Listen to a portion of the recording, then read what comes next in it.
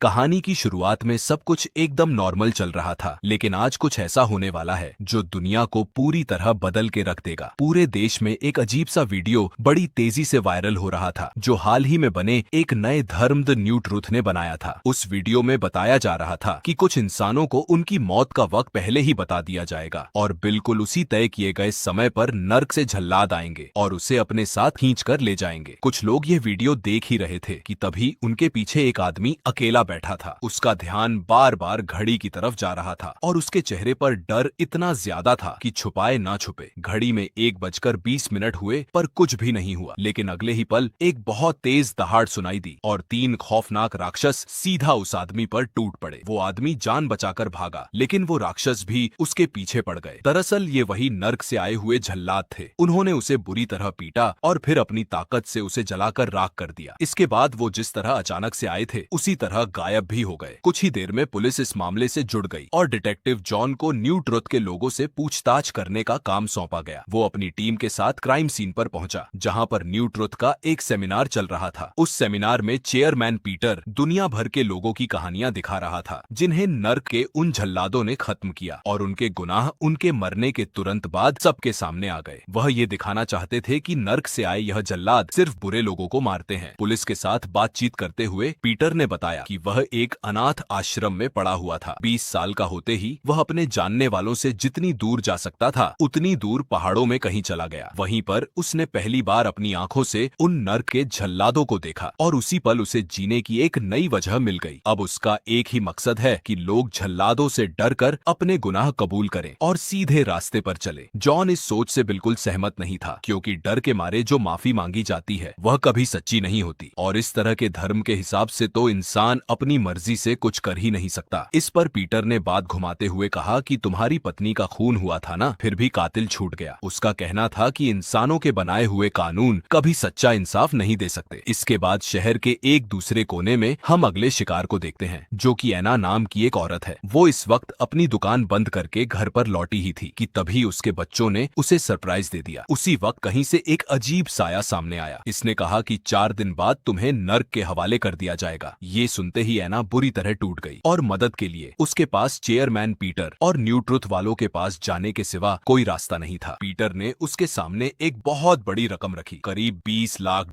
और बदले में उसकी शर्त सिर्फ इतनी थी कि मैं तुम्हारी मौत का पूरा मंजर टीवी पर लाइव दिखाना चाहता हूँ। ये सुनकर एना का दिल टूट गया, लेकिन फिर उसने अपनी वकील सारा से मदद मांगी ताकि कागजी कार्रवाई सही तरीके से हो जाए, उसके बच्चों को पूरा पैसा मिल जाए, क्योंकि वह तो अब मरने वाली है। सारा इस चीज में मदद करते हुए थोड़ा हिचकिचा रही थी, लेकिन उसके बॉस ने कहा कि यह सिर्फ एक कहानी है, ऐसा कुछ नहीं होने वाला। सारा को तो पहले ही पीटर और उसका ये बनाया हुआ नया धर्म न्यू ट्रुथ कुछ खास पसंद नहीं था। उसे उनके ऊपर शक था कि यही कुछ करवाने वाले हैं, इसीलिए उसने इस सौदे में पुलिस को भी शामिल कर लिया। बच्चे दूसरे कमरे में खेलते रहे और इधर पैसों का लेन देन वहीं तय हो गया। अब पीटर जानना चाहता था कि आखिर एना ने किया क्या है, तो उसने बच्चों के बारे में पूछना शुरू कर दिया, जहाँ हमें पता चला कि एना एक सिंगल मदर है और दोनों बच्चों के बाप अलग हैं। पीटर बार बार यही पूछता रहा कि कहीं उनमें से एक मर्द शादीशुदा तो नहीं था, क्योंकि वह हर हाल में एना को लोगों की आंखों में बुरा बनाना चाहता था कि देखो इसने गलती की तब इसे सजा मिली है। ये सुनकर एना का बड़ा बेटा फट पड़ा। उसने चिल्लाकर कहा कि हमारी माँ ने हम दोनों को अकेले पाला है और इस तरह नर्क के झल्लाद आकर उन्हें मार डालें, ऐसा कुछ भी नहीं किया है उन्होंने। रात होने पर जॉन ने अपनी बेटी एमिली को फोन किया, क्योंकि वह अभी तक घर नहीं लौटी थी, लेकिन एमिली ने झूठ कह दिया कि मैं अपनी एक दोस्त के घर पर पढ़ रही हूँ। सच तो ये था कि इस वक्त वह चेयरमैन पीटर के फ्लैट में बैठकर अपने दिल का बोझ हल्का कर रही थी। उसने कबूल किया कि मेरी माँ की मौत मेरी वजह से हुई है, क्योंकि बचपन में मैं एक दिन खेलकूद में इतनी ज्यादा उलझ गई कि अपने पापा को कुछ सामान देने जाना था, वह भूल गई मैं, जिसके बाद मजबूरी में मेरी माँ को वह सामान लेकर जाना पड़ा और जब वह सामान देने जा रही थी तभी उनका कत्ल हुआ। पीटर उसे सीधा उसी कातिल के घर पर ले गया और पूछा कि तुम तैयार हो। एमिली ने चुपचाप उस आदमी को अपने काबू में किया और दोनों उसे एक भट्टी तक घसीट कर ले गए। पीटर ने समझाया कि लोगों को हमेशा ठोस सबूत चाहिए, वरना वह किसी बात पर यकीन नहीं करते। इसीलिए उन्होंने उस आदमी को जलाकर बिल्कुल ऐसा बना दिया जैसा नर्क के झल्लाद जलाकर छोड़ के जाते हैं, जिसके बाद मीडिया ने भी हाथों हाथ ये खबर उठा ली। पुलिस चीफ ने जॉन को ये सब कुछ बताया, जिससे उसका पुराना जख्म फिर से हरा हो गया। वो थोड़ा उलझन में पड़ा, जबकि एमिली के चेहरे पर तो जरा सा भी पछतावा नहीं था। अब न्यू ट्रुथ के कुछ कट्टर फॉलोअर्स एरोहेड के नाम से मशहूर होने लगे। एरोहेड वाले किसी को पीटने पीटने से लेकर मार डालने तक किसी चीज से घबराते नहीं थे। उनका एक लीडर है जो मुंह पर अजीब सा पेंट लगा के अपने फॉलोअर्स को ऑर्डर देता है सोशल मीडिया पे कि किस पर कब हमला करना है। उसके फॉलोअर्स पुलिस तक में मौजूद थे। पता चला कि जॉन का एक कलीग मार्क भी उनमें से एक है। उसने एना की सारी सरकारी जानकारी, यहाँ तक कि उसके बच्चों की डिटेल भी एरोहेड के चैट रूम में डाल दी। घबराई हुई सारा ने जॉन को फोन किया और दोनों एना के परिवार को बचाने के लिए दौड़ पड़े। उधर एरोहेड का लीडर अपने लोगों को भड़काता रहा कि इन गुनहगारों को हर हाल में सजा मिलनी चाहिए। रास्ते में किसी पर भी भरोसा करना बहुत मुश्किल था, क्योंकि किसी को नहीं पता कौन एरोहेड का फॉलोअर निकले। फिर भी वह किसी तरह सही सलामत एयरपोर्ट पर पहुंच गए और दोनों बच्चे फ्लाइट में बैठ गए। आखिरकार एग्जीक्यूशन का दिन आ गया। सारा और उसके बॉस को तो यकीन ही नहीं हो रहा था कि देश के सारे बड़े टीवी चैनल इस मंजर को लाइव दिखाने वाले थे। जॉन अब भी अपनी बेटी एमिली तक पहुंचने की कोशिश कर रहा था। तभी एरोहेड के लोगों ने पुलिस स्टेशन पर ही हमला कर दिया, ये मानते हुए कि वह भगवान के काम में टांग अड़ाएंगे। वह उस औरत एना को बचाने की कोशिश करेंगे। दूसरी तरफ स्टेज पूरी तरह सज गया, कैमरा अपनी जगह लग गए और एना को अंदर लाया गया। न्यू ट्रुथ को चंदा देने वाले अमीर लोग अपनी कुर्सियों पर बैठे और भीड़ शांत हो गई, जबकि एना अपनी मौत का इंतजार करने लगी। जैसे ही उसका वक्त खत्म हुआ तो चारों तरफ एक डरावनी खामोशी छा गई। तभी हवा को चीरते हुए एक आवाज गूंजी। नर्क के वो जल्लाद सामने आ गए और उन्होंने पल भर की भी देर नहीं की। पुलिस उनकी ताकत के सामने बिल्कुल बेबस खड़ी रह गई, जबकि मार्क एक एक पल का मजा लेता रहा। उस बेचारी माँ को राख करने के बाद आखिरकार वो जल्लाद लौट गए। अब सबूत सबकी आंखों के सामने था, इसीलिए दुनिया के पास ये नई सच्चाई मानने के सिवा कोई चारा नहीं था और इस एक घटना ने पूरी दुनिया को ही बदल के रख दिया। चेयरमैन पीटर रातों रात सबसे ताकतवर इंसान बन गया और उसने अपना एक इंटरव्यू भी दिया, जिसमें वह बार बार यही ताना मार रहा था कि 10 साल तक उसकी चेतावनी किसी ने नहीं सुनी। उधर एरोहेड वालों की तो मानो लॉटरी लग गई। उनका लीडर अब खुलकर उन लोगों पर भड़क रहा था जो उसके खिलाफ बोलते थे। उसने सारा और उसके बॉस और यहाँ तक कि जॉन का भी नाम ले लिया कि ये लोग भगवान से टकराने की हिम्मत कर रहे हैं। ये देखते ही सारा समझ गई कि कुछ तो गड़बड़ होने वाली है। वह जल्दी जल्दी सामान बांधकर अपनी बीमार माँ को लेकर वहां से निकलने ही वाली थी कि तभी उसे एक अनजान चिट्ठी मिली, जिसके बाद वह अपने बॉस को ढूंढते हुए ऑफिस पहुंची। पर वहां सब कुछ तहस नहस पड़ा था। फोन करने पर पता चला कि एरोहेड वालों ने उसके बॉस पर हमला किया और अब वो लोग कभी भी सारा के पीछे आ सकते हैं। लेकिन सारा को अब तक निकल जाना चाहिए था, क्योंकि नाबालिग लड़कों की एक भीड़ जल्द ही उस पर और उसकी माँ पर टूट पड़ी। वो किसी तरह बचते बचाते अपनी माँ को हॉस्पिटल लेकर गई। फिर भी छोटों ने उसकी माँ की जान ले ही ली। इस बात से गुस्से में भरा हुआ जॉन सीधा पीटर के फ्लैट में जा घुसा, लेकिन वहां पर पीटर का नामो निशान नहीं था और जैसे ही वह नीचे उतरा, बाहर खड़े एरोहेड के सपोर्टर्स ने उस पर हमला कर दिया। तभी पीटर का फोन आया और उसके कहने पर लोगों ने रास्ता छोड़ दिया। पीटर ने जॉन से कहा कि अगर अपनी बेटी एमिली को चाहते हो तो आकर मुझसे मिलो। जिस जगह पर पीटर ने जॉन को बुलाया था, ये वही अनाथ आश्रम था जहाँ पर वह बड़ा हुआ। वो इस वक्त बिल्कुल वीरान पड़ा था। सारा ने वह लेटर पढ़ा जिसे फ्यूचर चर्च नाम की एक ऑर्गेनाइजेशन ने भेजा था। अब वह उनके एड्रेस पर पास्टर डेविड से मिलने पहुंची। डेविड ने उसे चेयरमैन पीटर का एक इंटरव्यू दिखाया, जिसमें पीटर ने खुद कबूल किया था कि 20 साल पहले उसे भी अपनी मौत का फरमान मिला था, जिसके बाद उसने अपनी पूरी जिंदगी ऐसे ही मामले ढूंढने और बचने का रास्ता तलाशने में लगा दी। उसने जॉन के सामने भी माना कि मैंने आज तक कोई गुनाह नहीं किया, क्योंकि उसे बचपन से इस बात पर यकीन था कि अगर वे अच्छा बच्चा बन के आएगा तो उसकी माँ लौट आएगी। यहीं से वह एक नतीजे पर पहुंचा कि ये सारे फरमान बिल्कुल रैंडम है, यानी इसका किसी गुनाह से कोई लेना देना नहीं है। लेकिन ये सच अगर सबके सामने आ गया तो पूरी दुनिया में अफरा तफरी मच जाएगी। इसीलिए उसने इसे भगवान का इंसाफ बताकर एक मतलब दे दिया। तब से वह खुद हर पल इसी डर में जीता रहा कि कहीं उससे कोई गलती ना हो जाए, और इसी डर को मैंने समाज को सुधारने का हथियार बना दिया है। सारा ने उस इंटरव्यू की कॉपी मांगी, पर डेविड ने उसे मिटा दिया था। असल में उसका पीटर के साथ एक सौदा हो चुका है, जिसके मुताबिक पीटर के मरने के बाद न्यू ट्रुथ का अगला चेयरमैन वह बनेगा और बदले में उसे बस सारा को रास्ते से हटाना है। और इस काम के लिए उसने एरोहेड वालों का इस्तेमाल करने का फैसला किया। उधर अनाथ आश्रम में पीटर ने जॉन को आखिरी सच बताया कि उसकी अपनी मौत का दिन आज ही है और वह नर्क के जल्लाद किसी भी पल आते होंगे, संतुष्ट होंगे। उसने ये भी बताया कि तुम्हारी बेटी घर पर ही तुम्हारा इंतजार कर रही है। साथ ही उसने उसके सामने एक आखिरी चॉइस रखी, या तो वह उसकी मौत को रिकॉर्ड करके उसके पूरे किए धरे पर पानी फेर दे, या फिर इस सच को दफनाकर इसी नई दुनिया में बिल्कुल चैन से रहे। यहाँ पर कोई गलत काम करेगा ही नहीं। जॉन ने दूसरा रास्ता चुना और अपनी आंखों के सामने उन नर्क के जल्लादों को पीटर को राख बनाते हुए देखा। घर लौटने पर एमिली फैमिली ने उसका स्वागत किया और अब बाप बेटी एक दूसरे के और करीब आ चुके थे। अब कहानी कुछ साल आगे बढ़ी और अब दुनिया पूरी तरह बदल चुकी थी। पास्टर डेविड की अगुवाई में न्यू ट्रुथ ने पीटर की बातों को हथियार बनाकर पूरे देश पर कब्जा जमा लिया। जिस जगह एना की मौत हुई थी उस जगह को एक म्यूजियम में बदल दिया गया। यहाँ पुरानी मौतों का पूरा रिकॉर्ड सजाकर रखा गया। उन्होंने अपने प्रचार के लिए एक एड भी बनाई जिसमें छोटे छोटे बच्चे अपने माँ बाप से गुनाह कबूल करवा रहे थे। उसमें यह भी दिखाया गया कि जो लोग मौत का फरमान मिलने के बाद पहले ही मर गए उन्हें भी वह नर्क के झल्लाद बख्शते नहीं थे। अपनी पकड़ और मजबूत करने के लिए पास्टर ने हुक्म दिया कि जिसे भी फरमान मिले वह सबके सामने अपने गुनाह कबूल करे। इसी एड के ऊपर अब TV producer Daniel new truth के लोगों के साथ बैठकर काम कर रहा था। साइमन नाम के एक आदमी ने कहा कि थोड़ा कुछ चेंज करते हैं, मरने वालों का दर्द थोड़ा कम दिखना चाहिए ताकि लोगों को उनके ऊपर तरस भी ना आए। डैनियल को यह बात कुछ खास पसंद नहीं आई लेकिन उसका बॉस मान गया, जिसके बाद बेचारे डैनियल को पूरी रात वहीं पर काम करना पड़ा और वह हॉस्पिटल में अपनी पत्नी और नए जन्मे बच्चे से मिलने नहीं जा पाया क्योंकि वह भी नहीं जानता कि उसका यह बच्चा पूरी दुनिया की किस्मत बदल के रख देगा। डैनियल अपने एडिटर के साथ सारे चेंजेस के बारे में बात करता रहा। तभी टीवी पर चल रही एक बहस पर उसकी नजर टिक गई। इसके बाद वह अपने एक साथी क्रिस के डेस्क तक पहुंचा। वहां उसे क्रिस तो नहीं मिला लेकिन एक अजीब सा कार्ड जरूर पड़ा था। तभी क्रिस अचानक से आया और उस कार्ड पर झपट पड़ा। वह बुरी तरह घबराया हुआ लग रहा था। उसने डैनियल से कहा कि भाई आज प्लीज पूरी एडिटिंग अकेले संभाल ले, मेरी पत्नी घर पर बहुत बीमार है, मुझे उसके पास जाना जरूरी है। वहीं डैनियल की बीवी ने हॉस्पिटल में एक बच्चे को जन्म दिया और वह नन्ही जान अभी आईसीयू में भर्ती थी। बाकी माओं के साथ वह भी अपने बच्चे को देखने पहुंची। तभी उस बच्चे के सामने एक साया आया और फरमान सुना दिया कि 3 दिन बाद यह बच्चा नर्क के हवाले कर दिया जाएगा। ये देखकर तो ग्रेस के पैरों तले जमीन खिसक गई और न्यू ट्रुथ की वेबसाइट पर उसे किसी बच्चे से जुड़ा हुआ कोई मामला नहीं मिला। डैनियल का काम खत्म होते होते बहुत रात हो गई। उसकी अपनी पत्नी से तो बात नहीं हो पाई लेकिन उसी वक्त क्रिस की पत्नी का फोन आया जिसने पूछा कि क्रिस अभी तक घर क्यों नहीं आया, कहाँ है वह। ये बात सुनते ही डैनियल समझ गया कि क्रिस ने झूठ बोला था, इसीलिए उसे वो कार्ड याद आया। जिसके बाद वो सीधा उसी एड्रेस पर पहुंच गया जो उस कार्ड पर था। रास्ते में एरोहेड वालों ने उसे रोक लिया जो अब अपने आप को किसी सरकारी पुलिस से कम नहीं समझते थे। पूछताछ से पता चला कि वह एक टीवी प्रोड्यूसर है और उसने बहाना बना दिया कि मैं तो यहाँ पर झील की प्यारी सी फुटेज रिकॉर्ड करने आया हूँ। बहाना अच्छा था तो वो लोग इस बात को मान भी गए। अंदर जाकर उसे क्रिस अकेला बैठा हुआ मिला। डैनियल ने उससे पूछा कि क्या हुआ भाई, यहाँ क्यों बैठा है अकेले। तब क्रिस ने कबूल किया कि मुझे भी वह फरमान मिल चुका है। उसने हाथ जोड़ते हुए कहा कि भाई ये बात किसी को मत बताइयो, यहाँ तक कि मेरे परिवार को भी ना पता चल जाए वरना वह एरोहेड वाले उनका जीना मुश्किल कर देंगे। कुछ ही देर में वह नर्क के झल्लाद आ गए। उन्होंने क्रिस को झील के उस पार तक घसीटा और फिर बुरी तरह जलाकर उसकी राख डैनियल के पैरों के पास फेंक दी। डैनियल अब भी सदमे में बैठा था कि तभी वहां कुछ लोग पहुंचे और वो क्रिस के शरीर का जो कुछ भी बचा हुआ था उसे समेटने लगे। उनमें से एक चेहरा उसने एक बार टीवी डिबेट पर देखा था। वहां पर वकील सारा भी मौजूद थी जो एरोहेड वालों के किए गए हमले से जिंदा तो बच गई थी लेकिन उसके निशान अब भी उसके चेहरे पर दिखते थे। उन्होंने फिलहाल के लिए डैनियल पर भरोसा करने का फैसला किया लेकिन फिर भी कुछ दिनों के लिए उस पर नजर रखी। असल में सोडो नाम का एक ग्रुप लोगों को बेनाम तरीके से मरने में मदद करता है, उनकी राख को इकट्ठा कर लेता है, फिर उनके गायब होने की एक झूठी कहानी कर देता है ताकि दुनिया के सामने बिना बात उनकी मौत के बाद उनके गुनाह ना खोले जाए। इससे